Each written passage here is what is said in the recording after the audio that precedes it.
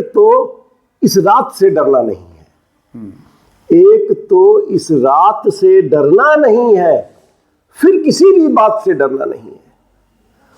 एक तो इस रात से डरना नहीं है, फिर किसी भी बात से डरना नहीं है। बहुत खेल हो, शतरंज हो या जिंदगी हो, खेल हो, शतरंज हो या जिंदगी हो, हार से या मात से डरना नहीं है। क्या बात है, वेरी गुड जी, आगे बढ़ाइए। और बहुत बेहतरीन। डरना नहीं है, आपको उसको याद रखना है कि जीवन में कैसे आगे बढ़ना है। आप मेहनत करें, आप जीवन में सफल हो। मेरी शुभकामनाएं। तो पुनः आपको बहुत बहुत बधाई, और आप सब दर्शक जो देख रहे हैं, और प्रोफेसर राकेश जोशी को कालिदास सम्मान मिलने पे आप सब इनको बधाई भी देंगे, और बहुत बहुत बधाई। आप सबका स्वागत है। आज मैं आपको बताऊं, हमारे साथ में एक विशेष मेहमान हैं, हमारे बड़े भाई हैं प्रोफेसर राकेश जोशी जी। हमारे मित्र भी हैं, बड़े भाई की हैसियत से हैं, और मैं इनका सम्मान करता हूं। मैं आपको ये बताऊं कि इन्होंने हाल ही में एक बड़ा सम्मान प्राप्त किया है, कालिदास सम्मान। हिंदी साहित्य के क्षेत्र में, हिंदी कविता के क्षेत्र में इनको कालिदास सम्मान मिला है, और ये अपने आप में बड़ा गौरव का विषय है। हम इनसे बात कर रहे हैं और इतना बड़ा अपॉर्चुनिटी हमको मिला, तो हम इनसे जानेंगे। देखिए, ये चैनल विशेषकर युवाओं के लिए है। हम जानेंगे इनसे कि कैसे इनका मतलब सफ़र रहा, इन्होंने संघर्ष किया, और आपका कंट्रीब्यूशन लिटरेचर के क्षेत्र में नहीं सिर्फ हिंदी साहित्य में, इंग्लिश लिटरेचर में भी है। आप अंग्रेजी साहित्य के प्रोफेसर हैं, और हिंदी में बड़ा मकाम, यानी हर बैरियर को, हर बाउंड्री को आप तोड़ रहे हैं, और आप ये साबित कर रहे हैं कि एक व्यक्ति अंग्रेजी साहित्य का होकर, आमतौर पे ये देखिएगा अंग्रेजी साहित्य का व्यक्ति जो हिंदी में बातें नहीं करता है, तो और साहब इतना प्रोफेसर हमारे बड़े भाई जो हैं राकेश भाई इतने सरल हैं, ये हिंदी में बात करेंगे एकदम सरलता से, गांव वाली भाषा में बात करेंगे। इनके अंदर सुपरमेसी नहीं है अंग्रेजी साहित्य की, और यही सरलता इनको हिंदी की तरफ जो स्वाभाविकता है, और हिंदी में इतना बड़ा सम्मान दिलाया है। तो आपका बहुत बहुत स्वागत सर, और आपको बधाई। आप सब इनको बधाई दीजिए, ये बधाई के पास धन्यवाद। धन्यवाद आप लोगों का कि आप लोग इनका चैनल बहुत समय से देख रहे हैं और मोटिवेट हो रहे हैं। जिस तरह का चैनल पे ये प्रयास कर रहे हैं हमारे अफरोज भाई कि युवाओं को प्रेरणा मिले, छात्रों को प्रेरणा मिले, लोग एक सेकेंड, हाँ जी सर जी, नए नए लोगों से मिलकर, नए विचारों से अवगत होकर आगे बढ़ें, ऐसा इनका प्रयास है। और मैं इनको शुभकामनाएं देता हूं कि इनका ये प्रयास सफल रहे, और सफल हो भी रहा है। बहुत लोगों तक ये पहुंच रहे हैं, इनके पढ़ाई विद्यार्थी अच्छा काम कर रहे हैं, जीवन के प्रत्येक क्षेत्र में सफल हो रहे हैं। उम्मीद करते हैं कि आगे भी इनके पढ़ाए हुए विद्यार्थी और इनके द्वारा मोटिवेट किए गए जितने लोग हैं वो जीवन में आगे बढ़ेंगे। मेरी शुभकामना है मेरे छोटे भाई अफरोज इकबाल जी को। जी, तो आप ये बताइए सर, कालिदास सम्मान एक मतलब अंग्रेजी साहित्य के व्यक्ति को हिंदी साहित्य का सम्मान, मतलब बड़ा सरप्राइजिंग है। तो कैसे ये सफर, थोड़ा मतलब शॉर्ट में आप बता दीजिए कि, और इसमें क्या मतलब युवाओं के लिए क्या सबक है? सरप्राइजिंग मत कहिए इसे। दरअसल आपने देखा होगा कि हमारे यहाँ जो हिंदी के बड़े साहित्यकार हुए हैं उनमें से ज़्यादातर अंग्रेजी के प्रोफेसर्स रहे हैं। चाहे आप उनमें डॉक्टर हरवंश राय बच्चन जी को ले लीजिए, आप अपने फिराक गोरखपुरी को ले लीजिए। फिराक गोरखपुरी जी भी बड़े साहित्यकार रहे हैं, उर्दू में उन्होंने बड़ा अच्छा काम किया है, और वो भी अंग्रेजी के प्रोफेसर रहे हैं और हिंदी में काम करते रहे हैं। तो देश में जितने लोग हैं, क्योंकि दरअसल क्या है, मैं ये मानता हूँ, मैं अंग्रेजी जानता हूँ। मैं इस समय अगर देखा जाए तो अंग्रेजी भाषा में 17 इंटरनेशनल जर्नल्स के एडिटोरियल बोर्ड में हूँ, और जब मैं 17 इंटरनेशनल जर्नल्स के एडिटोरियल बोर्ड में हूँ, इसका मतलब यह है कि मैं अंग्रेजी साहित्य की भी सेवा कर रहा हूँ। लेकिन मैं एक बात जानता हूँ कि अगर आपको आम लोगों तक पहुँचना है, अपने लोगों तक पहुँचना है, अपने जैसे लोगों के बीच में पहुँचना है, तो एक ही भाषा है जो सब लोग जानते हैं, सब लोग पढ़ते हैं और सब तक पहुँचती है, वो है हिंदी भाषा। तो हिंदी के माध्यम से हम सब लोगों तक पहुँच सकते हैं। वरना मेरे लिए तो बड़ा आसान होगा, मैं सब कुछ अंग्रेजी में लिख दूँ, लेकिन मैं लिख किसके लिए रहा हूँ? सबसे महत्वपूर्ण ये है कि हमारा टारगेटेड ऑडियंस कौन है, हम किसके लिए लिख रहे हैं। जब हम अपने लिए, मैं चूँकि मैं हिंदी गज़ल लिख रहा हूँ और हिंदी गज़ल का मुख्य उद्देश्य वही है कि आम आदमी तक पहुँचना। मैं खुद एक आम आदमी हूँ और मैं आम आदमी रहकर अगर आम आदमी की बातें ना करूँ, आम आदमी की भाषा में ना बोलूँ, तो समझिए कि हमारा कोई उद्देश्य सफल नहीं हो पाता है। और अंग्रेज़ी में काम करना उतना महत्वपूर्ण नहीं है, क्योंकि अंग्रेज़ी में जो मैं काम कर रहा हूँ वो मेरी भाषा के लोग, मेरे साहित्य के लोग, मेरे विभाग के लोग और जो अंग्रेज़ी के लोग वो पढ़ रहे हैं, उन्हें मालूम है मैं क्या कर रहा हूँ दुनिया में। मैंने आपको बताया कि भाई कितने पेपर्स हमारे छप चुके हैं, किताबें मेरी अंग्रेजी में छप चुकी हैं, इसके अलावा मैं अनुवाद बहुत सारा कर चुका हूं।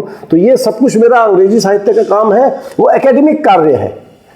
और ये कविता लिखना, गज़ल लिखना, ये मेरे दिल से जुड़ा हुआ है और ये आम आदमी की भाषा में है, इसलिए मैं हिंदी में लिखना चाहता हूं और हिंदी में लिखता हूं। अंग्रेजी में भी मैंने काम कम नहीं किया है, लेकिन वो अकादमिक कार्य है। सर ये मतलब ये बता दीजिए कि कैसे ये सफ़र आपने, बहुत सारे युवा, आप उस कविता से और गज़ल से आप मोटिवेट कीजिए लोगों को, कुछ गज़ल सुना दीजिए युवाओं के लिए कुछ। हाँ, मैं बिल्कुल सुनाऊंगा।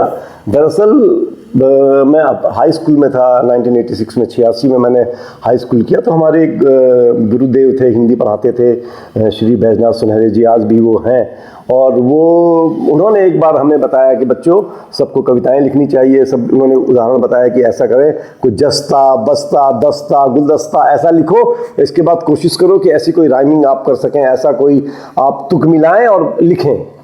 तो उनकी प्रेरणा से मैंने भी लिखा। इसके बाद ऐसा हुआ कि सर ने कहा तुमने बहुत अच्छा लिखा, मैंने उनको दिखाया। भले ही अब ये होता है कि हम उस उम्र में हमने लिखा होगा तो क्या लिखा होगा तो मैं नहीं समझ सकता हूँ, लेकिन अपने विद्यार्थियों को प्रेरित करने के लिए उन्होंने कहा कि तुमने बहुत अच्छा लिखा, आगे भी लिखते रहो। तो वहाँ से शुरुआत हो गई। अब जहाँ तक आप गज़ल की बात कर रहे हैं, दरअसल क्या है कि गज़ल एक विधा है। विधा जैसे हिंदी साहित्य के बहुत सारे फॉर्म्स हैं, बहुत सारी विधाएं हैं, एक शैली है, एक जैसे दोहा होता है। दोहा में आपने कहा कि 13-11 मात्राएं, 24 मात्राएं हो गई, और पहले और तीसरे चरण में 13-13 हो गई, दूसरे चौथे चरण में 11-11 मात्राएं होंगी, तो ये दोहा हो गया। वैसे ही गज़ल का भी एक निश्चित राइमिंग पैटर्न है, एक मीटर है, उस मीटर में आपको बोलना है, उस मीटर में आपको लिखना है। हम उस मीटर को फॉलो करते हैं और दुनिया के तमाम भाषाओं में गज़लें लिखी जा रही हैं। हिंदी में गज़ल आई, दुष्यंत कुमार थे, उन्होंने पहली बार उन्होंने लिखा कि कहाँ तो तय था चरागां हर एक घर के लिए, कहाँ चराग मयस्सर नहीं शहर के लिए, और यहाँ दरख्तों के साए में धूप लगती है, चलो यहाँ से चलें और उम्र भर के लिए। क्या बात है। तो ये हमारे लिए हिंदी गज़ल की शुरुआत वहाँ से होती है। उन्होंने आम आदमी को केंद्र में ले आए। मैंने फिर उसको आगे बढ़ाते हुए लिखा, मैंने लिखा है कि आज फिर से भूख की और रोटियों की बात हो, खेत से रूठे हुए सब मोतियों की बात हो, और जिनसे तय था ये अंधेरे दूर होंगे गांव के, अब अंधेरों से कहो उन सब दियों की बात हो। जी आइए इधर आइए बैठिए। हाँ, तो और आगे बढ़ाइए सर, कुछ शेर बताइए, शेर सुनाइए कुछ। ये इस तरह की बातें जो हमने की, ये हमने जो कहा, हमने ये बताना चाहा कि गज़ल को आम आदमी से जोड़ना बहुत महत्वपूर्ण है। और मैं हमेशा ये प्रयास करता हूँ कि हमारी आम बोलचाल की भाषा जो है, आम बोलचाल की भाषा कविता में आए, क्योंकि हर युग में एक नए तरीका साहित्य रचा जाता है, हर युग की आवश्यकताओं को देखते हुए साहित्य रचा जाता है। इस समय की जो आवश्यकता है वो ये है कि आम बोलचाल की भाषा में कविता को कहा जाए, इसलिए हिंदी गज़ल जो है आज आम आदमी की बोलचाल की भाषा है और हम उसी को आगे बढ़ा रहे हैं। यही हमारा प्रयास है कि हर आदमी तक हमारी गज़ल पहुँचे। तो अच्छा ये बताइए, एज ए प्रोफेसर आप स्टूडेंट के लिए क्या कहना चाहेंगे, स्टूडेंट के कैरियर से? स्टूडेंट्स के करियर के लिए, विद्यार्थियों के करियर के लिए सबसे महत्वपूर्ण तो यह है, बच्चे अपने करियर के लिए, कि जीवन में कोई भी रास्ता शॉर्टकट नहीं है, आपको मेहनत करनी पड़ेगी, पढ़ना पड़ेगा। सबसे पहले ये देखें कि आपको इस वक्त क्या जिम्मेदारी दी गई है। एक विद्यार्थी के रूप में आपकी जिम्मेदारी है कि आप पढ़ें, आपके सामने जो भी सिलेबस है आप उसको पढ़ें। इसके अलावा दुनिया में जितनी किताबें आपको मिल सकती हैं आप पढ़ें, अपना ज्ञान बढ़ाएं। करियर बनाने के लिए सबसे जरूरी यह है कि पहले तो आप पढ़ें और मेहनत से पढ़ें, खाली दिखाने के लिए ना पढ़ें। आपको कोई टाइम फिक्स करने की जरूरत नहीं है कि मैं इतने बजे से इतने बजे तक पढ़ूंगा या इतने बजे से इतने बजे तक पढ़ूंगी, ऐसा कोई फिक्स करने की आवश्यकता नहीं है। आपको जब मन करता है आप पढ़ें और खूब पढ़ें, दिल से पढ़ें। जब आप मन से पढ़ते हैं तो आपको हर चीज़ याद भी होती है और आप हर चीज़ को समझ भी जाते हैं। तो मेहनत करना सबसे इंपॉर्टेंट है। दूसरी बात, अपना जीवन में लक्ष्य जरूर बनाएं। आपको जीवन में क्या करना है, अगर आप अपना लक्ष्य तय कर लेते हैं तो निश्चित रूप से आप आगे बढ़ते हैं। जब आपको पता ही नहीं है कि आप क्यों कर रहे हैं, निरुद्देश्य कोई भी काम नहीं होता है। एक उद्देश्य के साथ अगर आप पढ़ते हैं तो निश्चित रूप से ज्ञानार्जन कीजिए, पढ़िए। करियर बनाना तो बहुत आसान है, दुनिया है करियर बनाना अगर आप मेहनत करें, ठीक है। दूसरी बात यह है कि जीवन में ये दुनिया है, ये दुनिया कैसी चल रही है, यहाँ पे प्रत्येक व्यक्ति को उसका अधिकार मिले, प्रत्येक व्यक्ति का जीवन अच्छा हो, बेहतर हो। इसलिए इस दुनिया को बेहतर बनाने की जिम्मेदारी भी हमारी है, नई पीढ़ी की है। जो आप लोग हैं, आप लोगों की जिम्मेदारी है कि दुनिया को बेहतर बनाएं। ये देखें कि दुनिया में क्या अच्छा नहीं हो रहा है, ऐसा क्या है कि जो आम आदमी को उसका अधिकार नहीं मिल रहा है, ऐसा क्या है कि आम आदमी दुखी है, पीड़ित है, परेशान है। यदि ऐसा है तो इस दुनिया को आपको बदलने की आवश्यकता है। यदि ऐसा नहीं है, दुनिया अच्छी दिशा में जा रही है तो ठीक है, दुनिया जैसी चल रही है आप उसे चलने दीजिए, उसमें अपना योगदान दीजिए, दुनिया को बेहतर बन रहा है, अपने आप सब कुछ चल रहा है। अगर ऐसा नहीं चल रहा है तो आपकी जिम्मेदारी है कि आप दुनिया को बेहतर बनाने में अपना जितना योगदान दे सकें उतना योगदान करें। सर, आपने बहुत अच्छी बात बताई कि एक तो आपने कहा कि हर बच्चे को गोल तय करना है, बिल्कुल, और मेहनत करना होगा, बिल्कुल। जब मूड करे पढ़ाई करिए, खूब कीजिए। बहुत अच्छी बात बताई सर। एक मतलब मैं चाहता हूं कि जो आपको आपकी कविताओं में जो सबसे बेहतरीन कविता है, जो बहुत मोटिवेटिंग है, जो आपका गज़ल, वो आप सुना दीजिए। वैसे देखिए कि जैसे कहते हैं ना कि माँ बाप को तो अपने सब बच्चे प्यारे होते हैं, हमें दोनों आंखें प्यारी हुए। हाँ। तो मुझे अपना लिखा हुआ या सब कुछ अच्छा लगता है। उसमें भी तो कुछ होगा। एक चीज है ना, हमारे पास 10 कपड़े होते हैं लेकिन 2 को हम ज्यादा पहनते हैं। हाँ, तो सिर्फ एक सुनाता हूँ। जैसे मान लीजिए बच्चों के लिए आपने कहा मोटिवेटिंग, तो एक ये है कि एक तो इस रात से डरना नहीं है, एक तो इस रात से डरना नहीं है, फिर किसी भी बात से डरना नहीं है।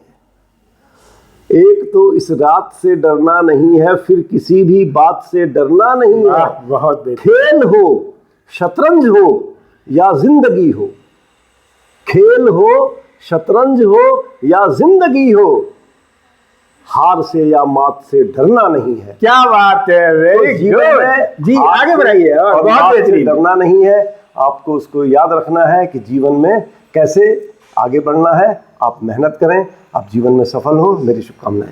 तो पुनः आपको बहुत बहुत बधाई, और आप सब दर्शक जो देख रहे हैं, और प्रोफेसर राकेश जोशी को कालिदास सम्मान मिलने पे आप सब इनको बधाई भी देंगे, और बहुत बहुत बधाई, पुनः बधाई सर। बहुत धन्यवाद आपको कि आपने मुझे बुलाया और उनसे वार्ता करने का अवसर प्रदान किया। मैं आप सबको धन्यवाद कहता हूँ। बहुत धन्यवाद। Thank you very much.